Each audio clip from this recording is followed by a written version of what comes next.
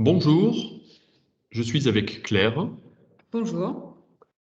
Nous allons voir au cours de ce webinaire quelques éléments du marché des matières agricoles actuelles. Où est-ce que nous en sommes et surtout où est-ce que nous pouvons aller sur le marché des matières premières agricoles.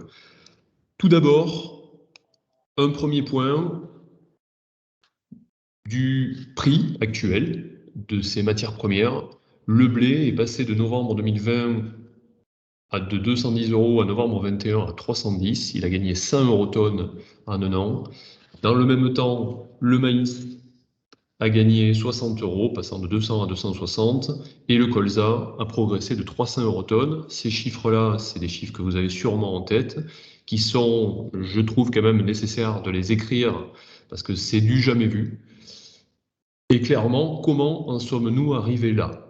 Alors, on va commencer par quelques points de macro qui permettent quand même de comprendre quelques éléments. Ici, vous avez de 2008 à 2021. On va mettre comme ceci, ça sera plus lisible. De 2008 à 2021, la parité euro-dollar qui permet de comprendre certains éléments. On était sur, alors les références, vous verrez, on va souvent parler de 2008 et de 2012, qui restent des choses qui ont marqué les esprits. Et la campagne qu'on est en train de vivre est souvent prise en exemple à comparer de ces deux campagnes 8 et 12. Et on va voir qu'il y a des similitudes, mais qu'il y a aussi des choses complètement différentes, et notamment la parité, puisque aujourd'hui on a une parité grosso modo à 1,12, autour de 1,12, quand on avait plutôt 1,50, 1,55 sur les campagnes 8 et 12. Ça change beaucoup d'éléments. Vous prenez du blé à 300 € tonne, une parité à 1,12, ça fait 336 $. Vous prenez ce même 300 € tonne avec une parité à 1,50, ça fait 450 $ la tonne. Ça n'a rien à voir. Pareil pour les engrais, de l'urée comme actuellement à 1000 $ la tonne, avec une parité à 1,12, ça fait 890 €. Quand on est sur une parité à 1,50, ça fait 667 € tonne, 300 € d'écart, juste pour une histoire de parité. L'autre élément macro qu'on voulait vous montrer, c'est le pétrole.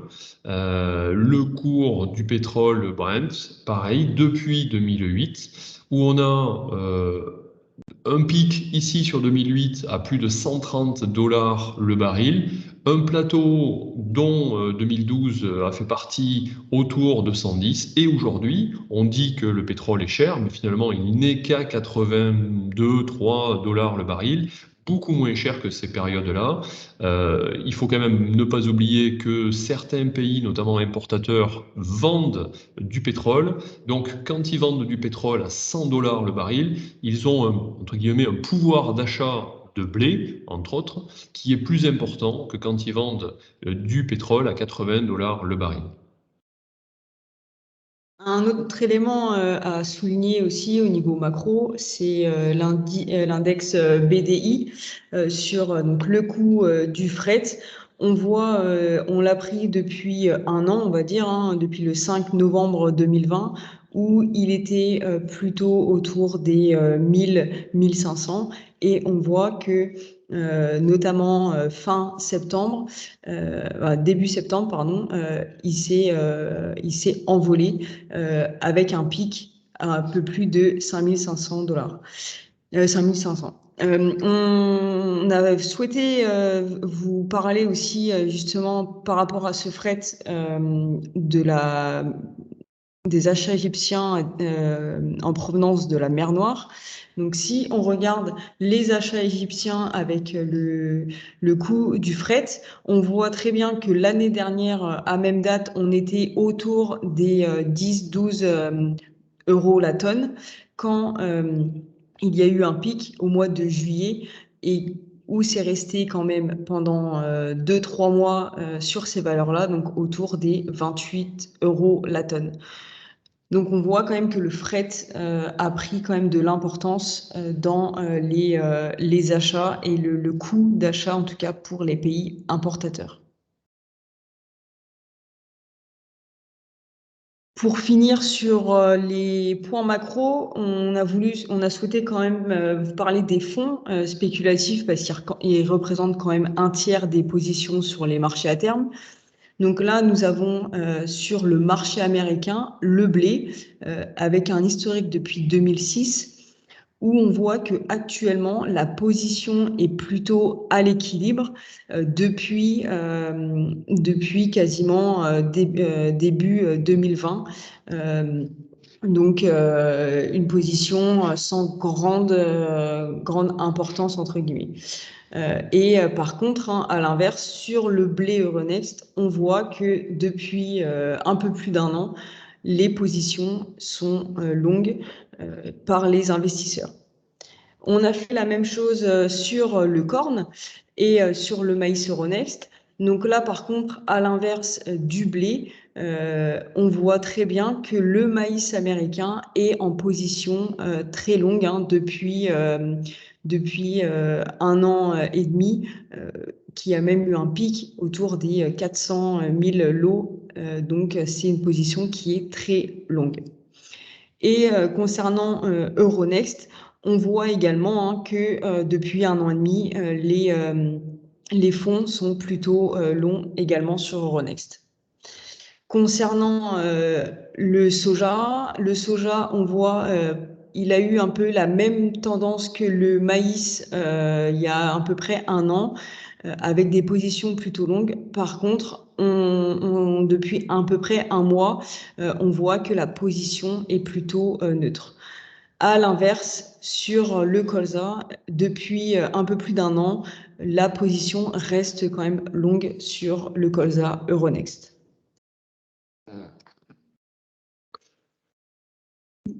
Voilà pour les points macro. Si on rentre dans le vif du sujet, notamment des cultures, un point blé, vous avez ici la production, les bâtons verts, et la consommation, la courbe rouge. Historique depuis 20 ans, on aurait pu remonter encore plus loin en arrière. On a depuis 1960, on voit que cette tendance de production à la hausse est vraiment très très marquée. Et si on revient plus en arrière, ben, plus ça va, plus ça baisse. Enfin, moins il y avait de production. Donc bravo à l'agriculture française au passage quand même pour cette hausse de production. Ce qu'on voit clairement, c'est que quand on compare production et consommation, globalement, on a une production qui est supérieure à la consommation, donc on fait du stock, c'est souvent le cas, mais on a quand même signalés ici en bulle rouge, quelques cas où c'est l'inverse, et notamment le pire, j'allais dire, c'est 2003, 2, 3 et 3, 4, où on a deux campagnes successives à moins 34 millions, qui ont été corrigés très très rapidement par la campagne suivante, mais on a ici, on retrouve ça 2007-2008, on est typique et qui a bien marqué les esprits, on retrouve ça en 12-13, encore la campagne qui a marqué les esprits, 18-19 est un peu plus passé inaperçu, et là on se retrouve sur une série de deux campagnes successives, moins 3 millions l'an dernier, moins 12 beaucoup plus marqué cette année, et les deux cumulés avec un niveau de consommation mondial qui augmente, hein, le chiffre, quand vous comparez le chiffre ici par rapport à ce qu'il était il y a 20 ans en arrière, ben, c'est juste 150 millions de tonnes de blé consommées en plus. Le cumul de tous ces éléments fait qu'aujourd'hui, on est dans une tension assez forte sur le blé. Vous l'avez vu, il suffit de regarder les prix. Quand on regarde un peu de la même manière sur le blé, le ratio stock sur la production, on est des 8 exportateurs, pardon, on se focalise uniquement sur les 8 exportateurs puisqu'on considère que la Chine, alors déjà les stocks affichés sur la Chine, est-ce qu'ils sont vrais ou pas? Ça reste une grande question. Et les stocks de la Chine représentent grosso modo la moitié des stocks mondiaux. Donc on a enlevé la Chine, mais pas que, puisqu'on a gardé uniquement les 8 exportateurs, puisque c'est eux qui vont aujourd'hui assurer le besoin des importateurs ou pas? C'est la grande question actuelle. Et quand on prend envers les stocks fin de campagne, à comparer de ce ratio de stock sur production, ben on voit qu'on est sur un petit 13%.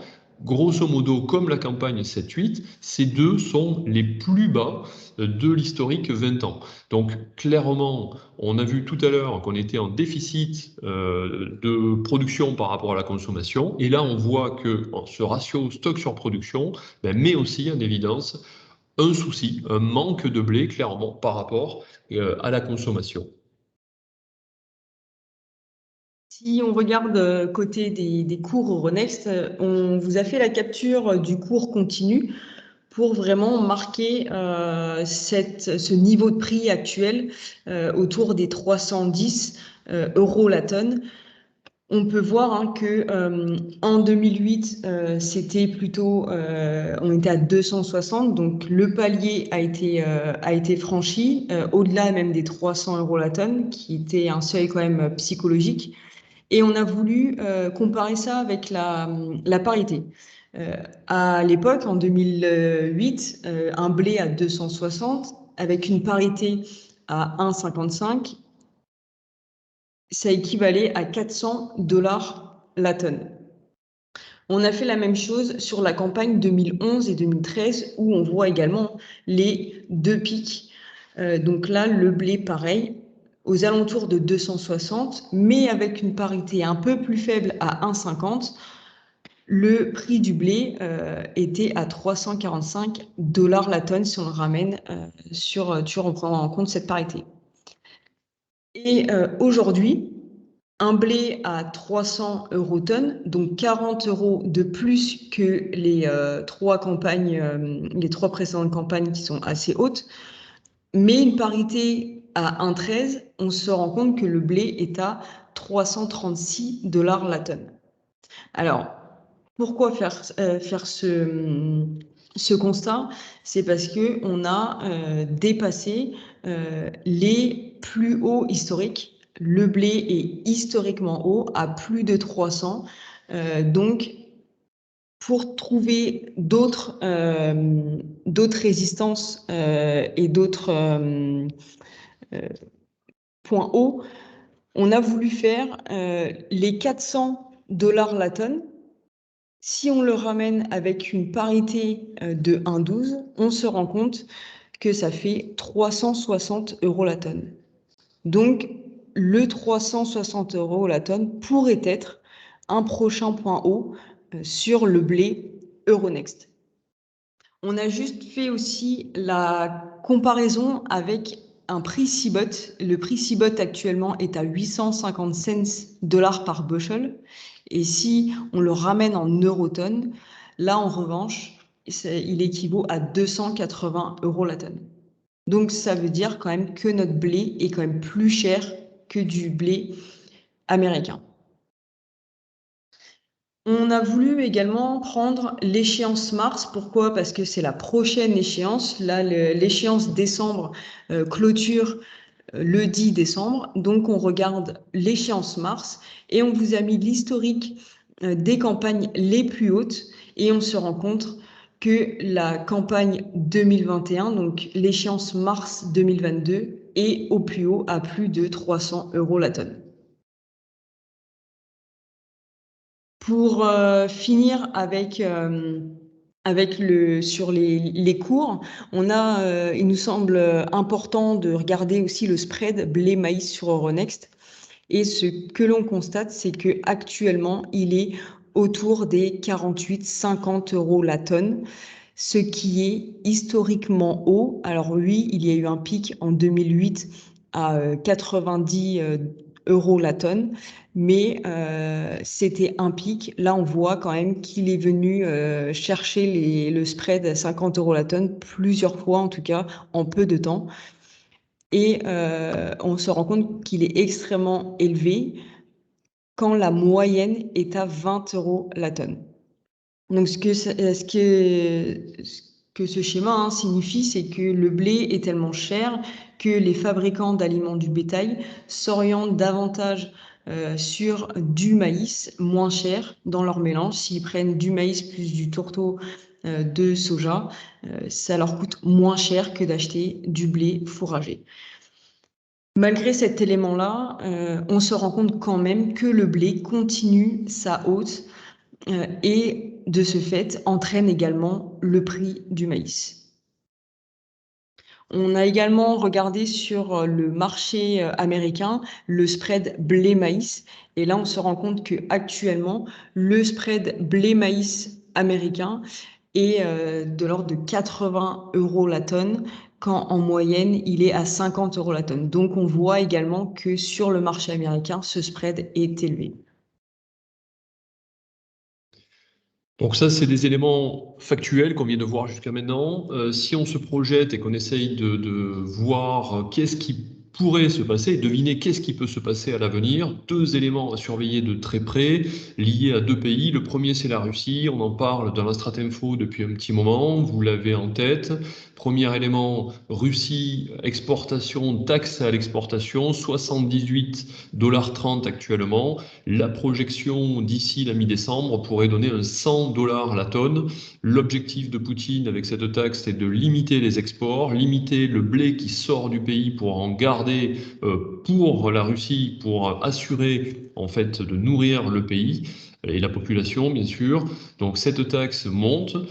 Pour l'instant, elle n'a pas trop d'incidence et d'effet. Alors, elle a une incidence, oui, mais pas trop d'effet, plutôt, puisqu'on voit que les prix continuent de monter. Les agriculteurs n'exportent pas énormément parce qu'ils font de la rétention pour faire monter les prix, clairement, et ça fait monter les prix et ça continue. La taxe n'empêche pas la hausse des prix et le prix bassin mer Noire qui s'était plutôt calmé pendant 2 semaines à 3 semaines a repris sa hausse cette semaine. Donc c'est bien la preuve que cette taxe ne suffit pas aujourd'hui à limiter la hausse du prix du blé sur le bassin mer Noire. Ça, c'est le premier élément. Et deuxième élément, toujours concernant la Russie, on peut imaginer que autour de Noël, Poutine aime bien nous faire des surprises à ce moment-là, on puisse avoir un quota en plus de la taxe, hein, un quota à l'exportation. Alors, on a écrit 31 millions de tonnes. C'est les chiffres qu'on peut croiser aujourd'hui, sachant que le marché a intégré un export de 35 millions de tonnes. Le rapport USDA donne 36 aujourd'hui, 35, 36. Donc si le quota est à 35, autant dire qu'il n'aura pas d'effet. Si le quota est à 30 ou 31, il aura un effet et il pourrait de nouveau remettre la pression sur le cours des céréales, enfin notamment du blé. Un autre pays qui fait actuellement parler de lui, c'est l'Australie, avec une météo très difficile. Pourquoi l'Australie? Parce que l'Australie est en train de récolter actuellement, en tout cas essaye, parce qu'on voit hein, que l'Australie, sur les précipitations, a engendré de gros cumuls sur les 14 derniers jours, surtout à l'Est. Et si on regarde ici la production australienne, on se rend compte que à peu près 60% de la production australienne est à l'Est du pays. Et on se rend compte que les prévisions dans les 7 jours à venir, il y a également de grosses pluies annoncées, donc ce qui rend difficile d'aller dans les champs pour récolter et de deux, des taux de protéines très inférieurs à d'habitude. Juste pour compléter, hein, à l'ouest du pays où ils ont pris quand même moins de cumul si on regarde cette carte, ils ont récolté à peu près 50% de leur blé. Le taux de protéines moyen est de 9%, quand généralement il est de 10,5%. Donc on voit une dégradation de la protéine, de la qualité en Australie. Si on regarde les perspectives, on vous a mis le calendrier. Donc comme je vous le disais, l'Australie est en train de récolter. Au niveau des semis, les semis sont quasiment terminés sur les trois zones, hein, UE, Mer Noire et USA. Les conditions ont été plutôt bonnes, sauf en Mer Noire, notamment l'Ukraine, où c'est ce qu'on vous a mis ici. Les surfaces plutôt égales à R21. Par contre, des conditions, des déficits hydriques, notamment à l'est de l'Ukraine, où un tiers des blés sont implantés, où ce déficit hydrique entraînerait, première estimation, hein, entraînerait une baisse de production. Si on revient sur ce qui se passe actuellement, comme on l'a dit, la dégradation des qualités en Australie, déjà que le monde manque quand même de blé meunier, la demande est supérieure à l'offre. Et on attendait l'Australie pour pouvoir honorer la demande. Malheureusement, on pense que la dégradation est inévitable et les blés meuniers ne devraient pas suffire à la demande. Ce que vous a dit Olivier également, hein, hausse de la taxe à l'exportation plus potentiel quota de février à juin 2022. La parité euro-dollar que l'on a vu également, qui est plutôt favorable aux exportations de blé français. Au niveau monde, des stocks en baisse, donc également plutôt favorable sur les marchés Euronext. Et par contre, un point qu'il faut souligner, c'est le prix de l'azote, qui est également un point qui est plutôt favorable pour le blé sur les cours. Si on passe sur les points baissiers,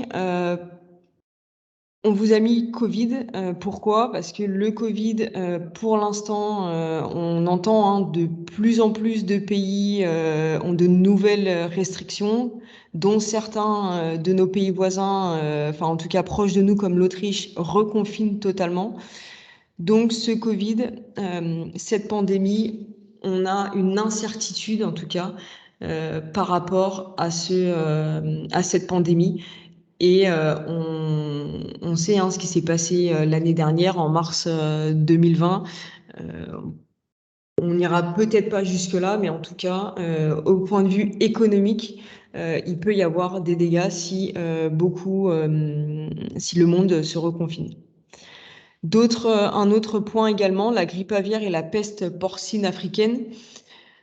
Pourquoi on l'a mis? Parce que grippe aviaire, comme chaque année, hein, à l'approche de Noël, les élevages sont soumis à plus de restrictions et potentiellement, avec les oiseaux migrateurs, pourraient être plus impactés. Et la peste porcine africaine, où des cas en Allemagne ont été détectés, et il y a même eu un abattage en Allemagne. Donc ces deux éléments sont des points baissiers parce que ça veut dire moins de consommation sur du blé fourragé. Et pour finir, le spread blé-maïs, comme on l'a dit, avec un spread très élevé. Donc une moyenne qui est 30 € en dessous qu'actuellement. Normalement, le blé devrait en tout cas soit baisser, soit rester à ces niveaux-là si le spread venait à se réduire. En guise de conclusion sur le blé, on a souhaité afficher ceci, vous l'avez sûrement en tête. Il va être nécessaire, plus que nécessaire, de refaire les coûts de production cette année. Ils explosent. Quand dans cet exemple, on prend un blé à 70 quintaux, 180 unités d'azote, on voit que sur l'historique, on avait les récoltes 20-21 qui étaient à peu près, on va dire dans cet exemple-là, à 160 € la tonne. On va passer sur la récolte 22 à plus de 200 € la tonne, donc soit une augmentation de 40 € la tonne, notamment liée à une part azote très très très importante. On l'a identifié clairement, il va falloir l'identifier exploitation par exploitation. Il est vraiment important de faire ces analyses. Vous avez vu tout à l'heure que quand on regarde l'historique du blé, on peut trouver en effet des points plus hauts si on ramène la parité sur les niveaux actuels. Il aurait pu s'arrêter à 300, il ne s'est pas arrêté à 300. Il continue sa course. Pour l'instant, les fondamentaux sont plutôt derrière. On a l'Australie, on a la Russie qui peuvent encore pousser. C'est des éléments qu'on va suivre de très près, bien sûr. La possibilité qu'il aille plus haut est vraie. Par contre, une chose est certaine, c'est que aujourd'hui, on a des coûts de production élevés et on a des offres physiques qui permettent de couvrir ces coûts de production. On trouve aujourd'hui des offres physiques sur du blé octobre DEC 22 à 245 euros avec un delta meunier fourrager de l'ordre de 5 eurotonnes. Ça veut dire qu'on peut trouver du 240 voire 245 en fourrager pour de l'octobre DEC 22. Ça permet de couvrir les charges, ça permet de gagner un peu d'argent. Je pense qu'il vaut mieux avancer, c'est notre stratégie depuis un petit moment. On conseille d'avancer sur cette récolte 22. Imaginons qu'on ait un coup de Trafalgar sur la partie économique, peut-être liée au Covid notamment. On pourrait très bien avoir des grains qui baissent assez fortement. Alors oui, l'énergie baissera, mais elle baissera dans un deuxième temps et on pourrait très bien se retrouver avec un effet ciseau de prix du blé qui baisse et de l'énergie qui reste élevée pour assez longtemps. On reviendra en fin de webinaire sur les engrais, on fera un point particulier. Donc, la conclusion du blé, c'est oui, il y a peut-être un potentiel de hausse, bien sûr qu'il y a un risque de baisse, et aujourd'hui, les offres physiques permettent de couvrir les coûts de production en hausse. Sur le maïs maintenant, Claire. Donc sur le maïs, on a voulu également vous montrer, pareil que le blé, sur le maïs Euronext continu, où on voit que actuellement on est autour des 260, ce qui est également les points hauts. Donc on a fait la même chose, hein, on vous a mis quand même les prix, donc 260 en septembre 2007 et en juillet 2012, 265. Alors, il y a juste un point où, oui, on est allé chercher en août 2021 les 315. Par contre, c'est une clôture d'échéance. Donc, ça a été un pic. À voir si on pourra aller de nouveau aux 315. Mais en tout cas, actuellement, autour des 260, on est sur les plus hauts actuels. Et on a voulu faire également la même chose qu'avec le blé, hein, sur le maïs. Si on regarde un maïs actuellement à 583 cents dollars par bushel, ça équivaut à 204 euros la tonne. Donc on voit que notre maïs est 55 euros plus cher que du maïs américain. Et on a également refait l'historique, hein, en prenant comme le blé les campagnes les plus élevées. Donc là, avec voilà, proche des 260 en récolte 21, donc sur l'échéance mars 2022. Alors pourquoi on a pris mars et pas janvier? Parce que mars 2022 est plus liquide que janvier 2022. Et janvier, l'échéance janvier n'existera plus à partir de 2023. Donc c'est pour ça qu'on se focalise sur l'échéance mars. Et donc on regarde, donc on voit, hein, qu'on est sur des points hauts. Il y a juste un pic ici en 2008, en septembre 2008, à 268 euros la tonne sur l'échéance mars.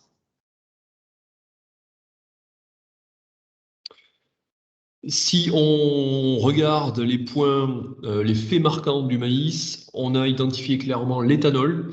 L'éthanol qui a eu un petit coup de mou il y a quelques mois en arrière par rapport à de la politique, hein, la politique de Biden qui voulait incorporer moins d'éthanol dans les carburants, pas dû au prix bien sûr élevé du grain.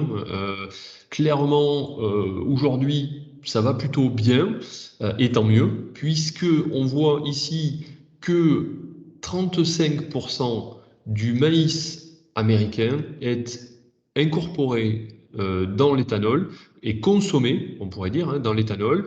Vous retrouvez en jaune la production totale des États-Unis et en vert le tonnage du maïs qui part dans l'éthanol. Alors, pourquoi on a cumulé les deux? Vous regardez ici, en fait, clairement, quand on a une campagne qui est plus faible en production, une incorporation qui était presque la même, ben forcément, on a un taux d'incorporation qui est plus important.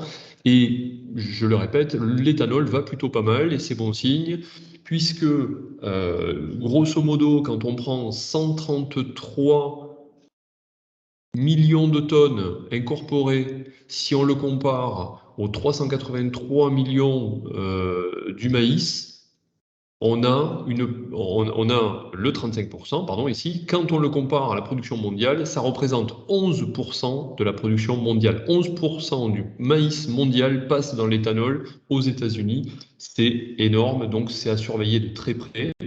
On le voit ici, alors graphique un peu complexe, vous avez d'un côté les stocks qui sont ici, les barres vertes, les 21, ici une moyenne de 16 à 20. Donc on voit qu'en termes de stock, on est plutôt bien puisqu'on est en dessous de la moyenne 16-20.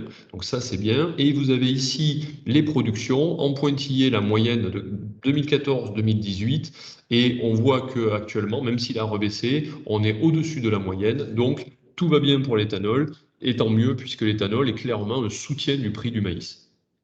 Sur les perspectives du maïs, donc on vous a remis le calendrier. Donc les États-Unis sont quasiment à la fin de leur récolte, plutôt une récolte bonne, sans être exceptionnelle, mais plutôt une bonne récolte faite. Mer Noire, UE, c'est pareil, on est proche de la fin avec également une bonne récolte en UE et en Mer Noire. Et ce qu'on regarde actuellement, c'est l'Argentine et le Brésil. Alors, vous pouvez voir que le Brésil a deux colonnes, enfin deux lignes, pardon, Safra et Safrina. Pourquoi? Parce que eux, ils ont deux récoltes. La Safra, c'est la première récolte. Elle représente à peu près 30% de la production totale brésilienne. Et donc, sur l'Amérique du Sud, donc là, ils finissent les semis. Globalement, c'est plutôt bien passé, contrairement à l'année dernière. Donc, si on prend les points haussiers, forcément, spread blé-maïs, contrairement au blé où il se retrouve en point baissier, ici, c'est un point haussier. Pourquoi? Parce que les FAB sont demandeurs de maïs aux dépens du blé. Et ce spread est tellement élevé que le blé, si le blé continue à monter, il devrait entraîner également le maïs avec lui pour essayer de diminuer en tout cas cet écart ou ne pas l'accentuer. Ce qu'a dit Olivier également, la production d'éthanol qui ne faiblit pas est un point également haussier et un point qui est à surveiller parce que pour l'instant, on est encore un peu loin des semis. C'est au niveau mondial, potentielle baisse quand même des surfaces de maïs en raison du prix de l'azote. Si on passe au point baissier, c'est ce que je vous disais juste avant, l'Amérique du Sud qui est en train de semer et qui est proche de la fin avec un bon développement de ses maïs. Donc, il devrait faire quand même une très bonne récolte. Voilà, c'est le point qu'on surveille avec la météo. Pour l'instant, c'est plutôt bon. On a juste remis un point, l'absence des Chinois aux achats. Pourquoi? Parce que l'année dernière, les Chinois ont acheté beaucoup de maïs américain. Et là, ça fait quelques mois qu'ils sont plutôt aux abonnés absents. Donc, ce n'est pas signe de soutien, en tout cas, pour le maïs américain. Même exercice que le blé, en guise de conclusion. Sur un maïs 90 quinto, 210 unités d'azote, on voit clairement une hausse des coûts, identifiée à 34 € ici sur cet exemple. On a une hausse des coûts autres. que l'azote. Et globalement, on se retrouve à 182 euros la tonne quand on était à 150, on va dire, l'an dernier. Donc c'est plus 34. Ok, ça c'est quasiment acté, même si vous avez acheté de l'azote de bonne heure, pas trop cher, aujourd'hui il y aura de toute façon une hausse. Le point positif, comme le blé, c'est qu'aujourd'hui on a des offres physiques sur du janvier-mars 23 départ ferme à 210 euros la tonne, donc qui couvrent ces charges ici, ce coût de production ici, qui permettent de gagner de l'argent. Donc c'est pareil, j'achète mon azote, je vends un peu de blé ou de maïs ici dans cet exemple pour couvrir ces charges et donc surtout pour m'assurer de gagner de l'argent avec des hausses de charges puisque si on a un crack, le maïs vient à s'écrouler, l'énergie, je l'ai dit tout à l'heure, je le répète, l'énergie va baisser dans un deuxième temps et on peut bien avoir un maïs qui baisse plus vite qu'un prix des engrais par exemple.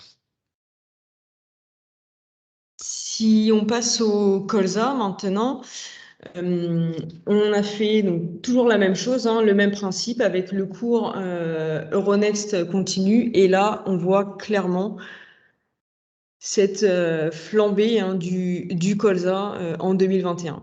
Donc si on reprend juste un petit bout d'historique, mars 2008, 500 euros la tonne. Janvier 2011 et août 2012, 515 euros la tonne, donc les plus hauts historiques. Mais en 2021, le colza est monté à 715,75 euros la tonne et tout récemment parce que c'était le 12 novembre. Donc on voit quand même que le colza a, a explosé les historiques en tout cas précédents.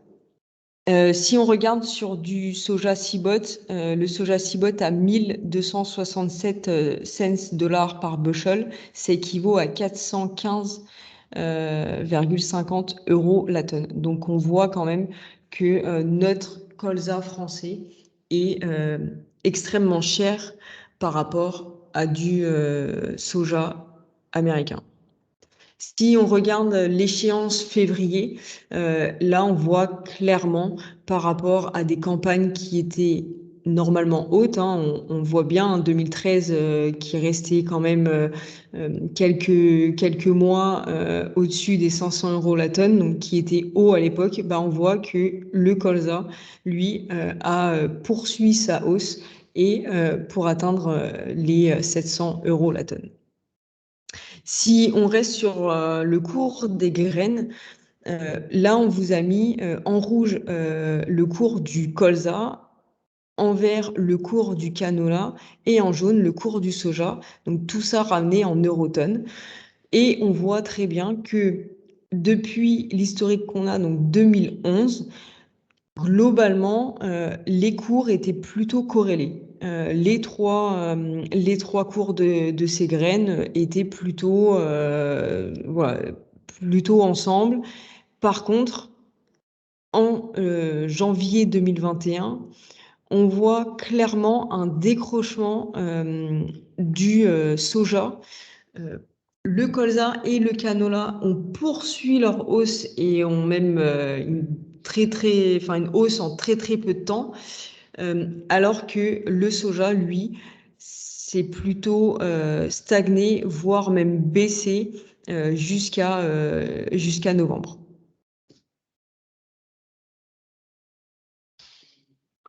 Ici, vous avez de la même manière le cours des huiles. On était sur les graines jusqu'à maintenant. On a ici le cours des huiles, hein, donc en vert, la référence, alors fortement décriée ces dernières années, mais qui est la référence mondiale, hein, l'huile de palme. En jaune, vous avez l'huile de soja qui logiquement plafonne, voire a régressé un peu puisque la graine était, comme le disait Claire à l'instant, plutôt à stabilité, on va dire, hein, et a même à baisser pendant quelques semaines d'affilée. Et à l'inverse, on a une graine et une huile ici indiquée, une huile de colza qui progresse fortement. Quand on regarde les marges de trituration, puisque c'est quand même cet élément qui fait aujourd'hui que les industriels ont envie de triturer de la graine pour faire de l'huile d'un côté, pour faire du tourteau bien sûr, mais avant tout pour faire de l'argent aussi, il faut quand même pas l'oublier. Une graine de colza à 700 euros la tonne, est-ce que ça permet aux industriels de gagner de l'argent? Ben oui, ils sont aujourd'hui sur un niveau de 120 euros la tonne en trituration. Le trait rouge qu'on vous a indiqué ici correspond grosso modo à leur point mort, c'est-à-dire qu'en dessous, ils ont du mal, d'ailleurs on voit qu'il n'y a quasiment rien, ils ont du mal à gagner de l'argent, au-dessus ils gagnent de l'argent, et on voit que même si c'est très fluctuant, ils ont pu gagner de l'argent, même avec une graine à 700 euros la tonne. Si on prend un soja, euh, on voit que on peut tracer assez facilement une droite autour des 30 euros la tonne, qui va dire, on va dire, peut-être une moyenne sur l'historique que vous avez ici 2016. On est largement au-dessus, on n'est pas au niveau des pics, mais on est largement au-dessus. On est sur les points hauts autour de 60 euros la tonne. Donc sur le soja, c'est pareil, la graine n'est pas montée autant que le reste. Ils sont en capacité aujourd'hui de gagner de l'argent sur le soja. Il n'y a que si on fait la même chose avec le tournesol, on a moins d'historique, c'est un peu plus volatile, on est sur des niveaux plus faibles. Souvent, l'huile de tournesol part sur des débouchés de qualité, c'est moins du volume que du soja ou que du colza, c'est plus de la qualité, donc on ne peut pas le comparer, on a moins d'historique, mais voyez quand même qu'on est sur des niveaux beaucoup plus bas, entre 20 et 40 euros la tonne sur du tournesol. Si on regarde les perspectives pour le colza, donc pareil, hein, même l'exercice qu'on vous a mis, hein, c'est le calendrier. Et donc là, il est d'autant plus important dans le sens où si on regarde le colza, on se rend compte que alors l'Australie récolte a quasiment terminé sa récolte avec des rendements enfin, historiquement hauts, plus de, enfin, proches en tout cas des 40 quintaux l'hectare, parce qu'ils l'ont fait avant la pluie également.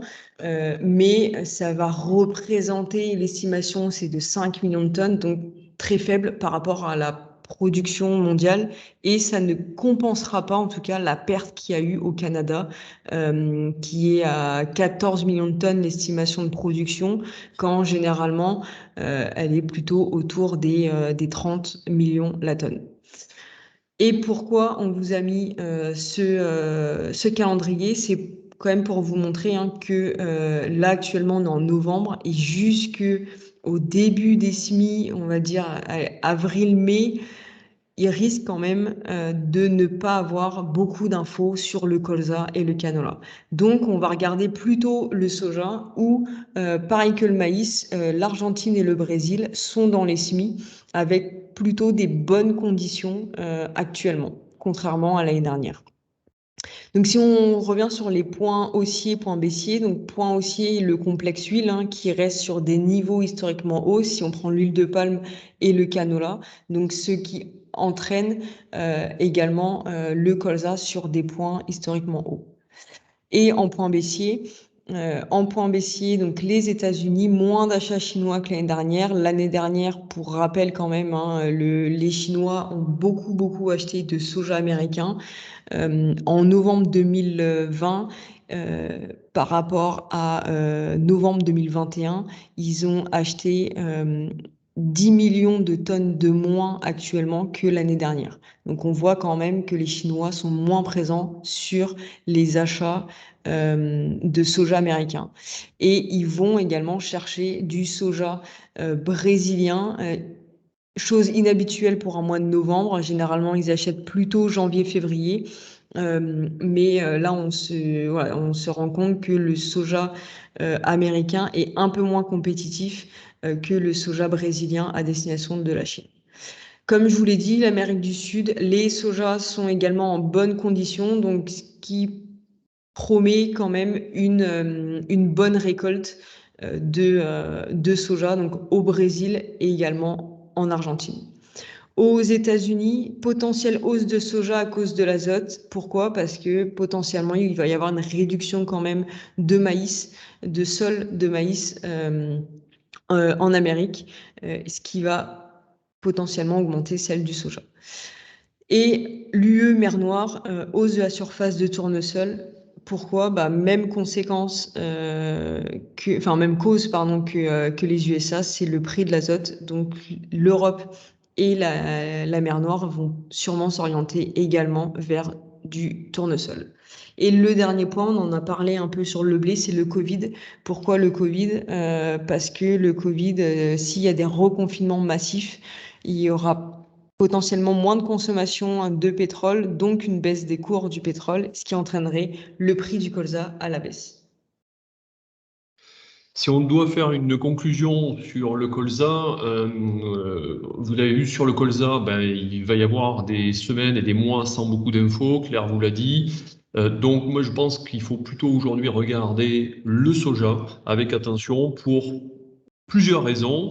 Les surfaces, comme vient de le dire Claire, et également, on l'a vu tout à l'heure, le niveau de prix aujourd'hui, où la graine de soja n'a pas eu la même augmentation que les autres graines et les autres huiles, tout simplement. Donc, l'avenir, pour moi, sur les semaines et les mois à venir, il va falloir plutôt regarder ce soja qui va soit récupérer le retard de hausse qu'il a et permettre au colza de au moins se maintenir pour les semaines à venir, soit ce soja va rester sur des niveaux hauts, les éléments de surface pourraient peser et le faire baisser peut-être de nouveau, et ça va être vraiment le point important à surveiller dans les semaines à venir.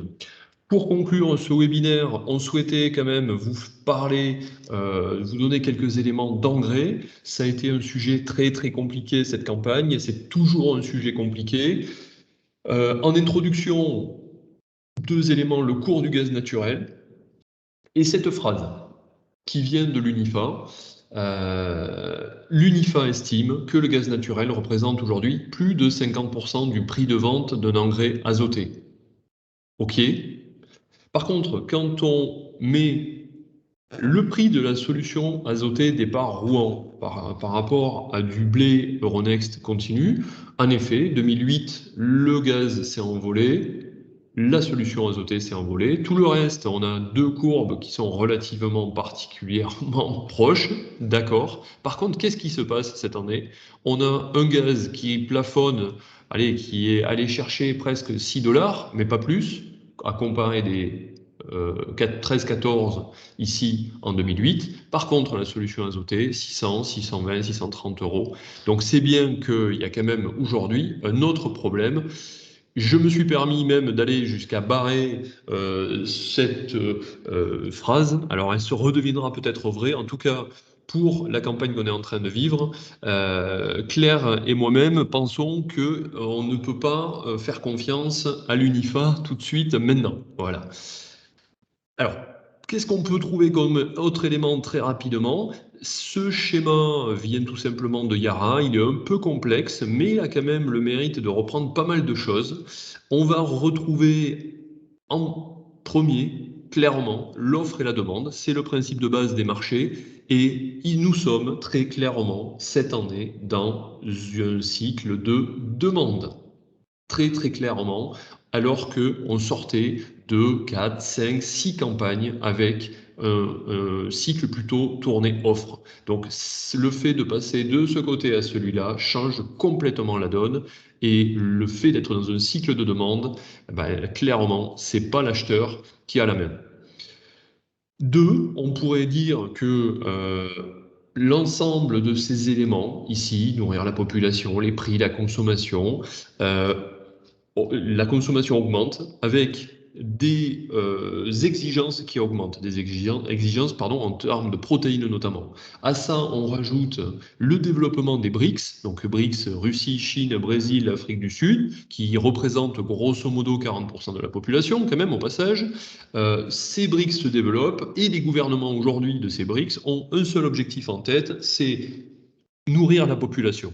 Et pour nourrir la population, il faut produire des céréales, on va dire, de manière générale. Et pour produire des céréales, il faut de l'azote. Donc, les gouvernements des BRICS, aujourd'hui, n'hésitent pas à acheter même de l'engrais très, très, très cher, augmentant la demande, très clairement.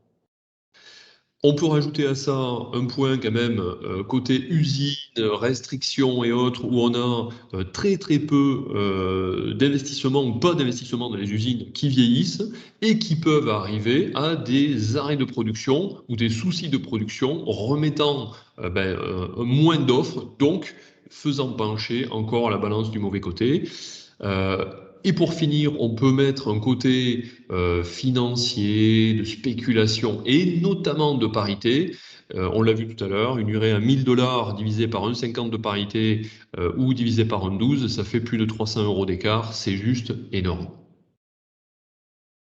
Quand on regarde au global le ratio ferti-blé, c'est-à-dire le nombre de tonnes de blé qu'il faut pour acheter une tonne de solaz, on a sur de très nombreuses campagnes un ratio qui est compris entre 0,8 tonnes de blé à 1,2 tonnes de blé pour une tonne de solaz, un petit pic à presque 2 en 2008 qui a marqué les esprits. Aujourd'hui, on est monté à quasiment 2,3 tonnes de blé pour acheter une tonne de solaz. C'est énorme. En stratégie, assez simple, hein, finir d'acheter vos besoins sortis divers céréales. Il n'y a plus aucun doute là-dessus. On martèle ce message depuis fin mai, début juin. Achetez, achetez. On n'est pas sur les campagnes précédentes. Achetez votre azote. Alors, oui, trouver au passage quelques éléments, par exemple celui-là qui sort d'Arvalis, Champagne-Ardenne, peut-être qui a été donné ailleurs, hein, qui date d'il y a un peu plus d'un mois, et qui donnait pour un coup d'azote à 2 € et un prix du blé à 240, réduire de 15 à 20 kilos d'unités d'azote par hectare. C'est une stratégie, pourquoi pas. Attention quand même à ne pas perdre trop de rendement, parce que quand le blé est à 240 sur la nouvelle campagne, à 240 physique, ben, perdre des quintaux, c'est quand même perdre accès à ce 240. Et il y a bien sûr le risque qualité, notamment le risque protéine. Donc attention à ces réductions de dose, pardon. Attention à vouloir faire des économies sur l'azote, à pas trop perdre sur le rendement et sur la qualité. Et sur l'azote toujours, le deuxième point qui est ici, on était un peu hésitant jusqu'à maintenant. Est-ce qu'il faut avancer sur l'urée pour les maïs? Je pense qu'il n'y a plus trop de questions à se poser. Il faut avancer sur l'urée sur les maïs. Alors, en totalité ou au moins en partie, mais surtout ne pas être attentiste sur ce marché. Aujourd'hui, il faut acheter son urée pour les maïs, même si c'est loin. On espérait avoir une éclaircie, une fenêtre de tir qui pour l'instant ne vient pas et il y a peu de chances qu'on ait une fenêtre de tir pour acheter de l'urée moins chère pour les maïs d'ici avril prochain. Et si on se projette un peu, aujourd'hui, sans éléments nouveaux, on pourrait même dire qu'on aura un prix de démarrage de campagne prochaine qui sera relativement haut, c'est à peu près certain. Donc, intérêt de surveiller le prix du blé R22 et R23 pour se positionner dès que possible sur des achats d'engrais, donc des couvertures par des ventes, des achats d'engrais par des couvertures de blé, de vente de blé, pour ne pas prendre le risque de l'effet ciseau du cours des céréales qui viendrait à baisser et de l'engrais qui resterait très très cher. Pour finir, juste, on peut rajouter à ceci deux, trois éléments. Sur les phytos, attention, la production de teck de la part des Chinois a été plus faible que d'habitude. Le teck, c'est le support aux molécules pour faire des produits phyto. Il n'y en a pas eu de fait autant que d'habitude. Il y aura des tensions sur des produits spécifiques. Alors sur les banalisés, je pense que vous arriverez à peu près à trouver ce que vous voulez, mais sur les spécifiques, il y aura des choses qui vont coincer. Et vous allez très certainement rencontrer, c'est déjà le cas, des hausses de tarifs entre 2, 3, voire 4%. C'est à peu près sûr. C'est pour ça que dans les études qu'on a fait, on a intégré ces coûts-là. Et il y aura aussi des hausses de tarifs des semences, puisque les semences sont rémunérées auprès des producteurs sur une moyenne de 2 ans. Donc la hausse du maïs conso qu'on a actuellement est répercutée en partie sur les producteurs de semences. Donc les semences vont progresser. Nous en avons fini pour ce webinaire en espérant qu'on ait pu vous apporter un maximum d'éléments. Claire et moi-même restons dans tous les cas à votre disposition. Vous avez nos coordonnées sur tous les mails, tous les mercredis matins, il y a nos numéros de téléphone. N'hésitez pas, on est là pour vous, on est là pour répondre à vos questions et on vous souhaite une bonne soirée. Bonne soirée.